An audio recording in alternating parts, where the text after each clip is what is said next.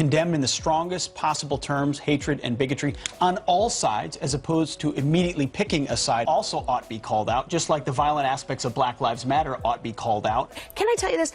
I am so uncomfortable having this conversation.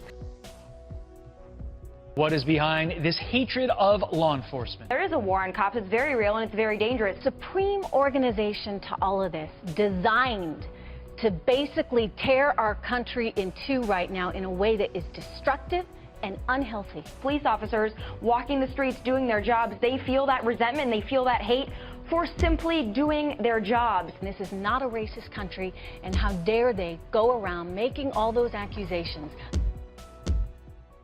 Okay, so let me get this straight. To Fox and friends in good old Tabasco lobotomy who joined them when Nazis in the KKK march in Charlottesville, incite violence and preach ethnic cleansing, which led to Heather Hear's death, both sides have to be held accountable. Yep, both sides. On many sides. Both sides. All sides. This was not just the Nazis' fault, alright? But when people protest the unlawful and unjust killing of black Americans, officers are just doing their job. It's a war on cops and there is no argument to be had. Translation, white supremacists and neo-Nazis have a point, but those outraged at black Americans being killed don't. They should just simply sit by as officers do their job. For simply doing their jobs. Oh, you mean like this? I am, sir.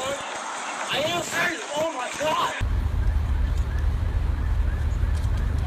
Oh, shit. Alright, let's not jump the gun. Let's hear them out and see if they touch on at least one case of police brutality that may perhaps have played a role in, you know, inciting the one-way protest they are talking about.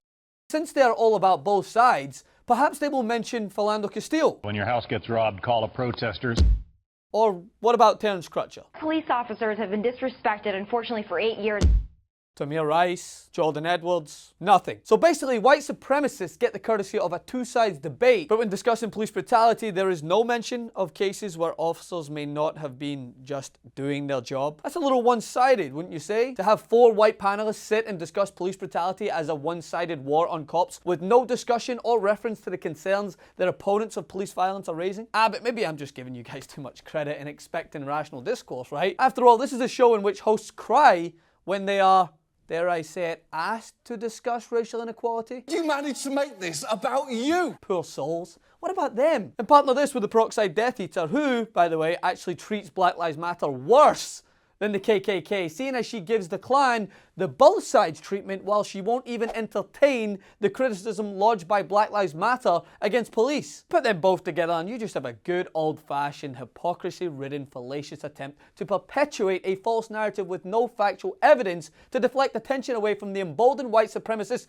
you give a voice to. Now, let me just be brutally honest. How is it humanly possible to wake up in the morning, watch what happened in Charlottesville, see Nazi flags flown side by side with the Star-Spangled Banner, by the way, the flag that you claim is being disrespected by the likes of Colin Kaepernick and Beyonce, then get in front of a camera to defend, humanize and equate Nazis by claiming there are two sides to every debate, only to then describe police brutality as a non-issue, as a made-up symbol of oppression. Police officers have become, in some areas, this symbol of oppression, which is so wrong. With no discussion about why people are saying Black Lives Matter, it's foul. How can you look at the case of Jordan Edwards, the 12-year-old boy with his whole life in front of him, murdered at the hands of police, and claim there is no grounds for outrage? That there is no oppression? It is an absolute outrage to say that Philando Castile's family and those who want to see justice served when a man is shot and killed at point-blank range, that they are redundant, that they have no case, that they are just inciting a war on cops. Because that's what you're doing, you foul-mouthed, bigoted morons. Surely you can see that. I have said countless times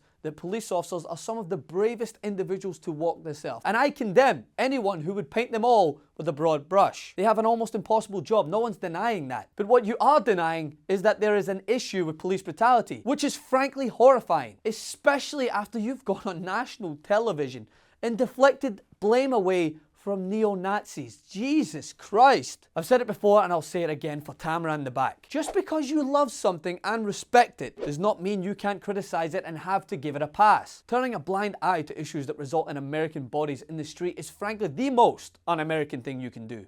Hypocrites. Follow me on Instagram at Francis M. Maxwell and on Twitter also at Francis M. Maxwell. Like and share the video. Please continue to resist.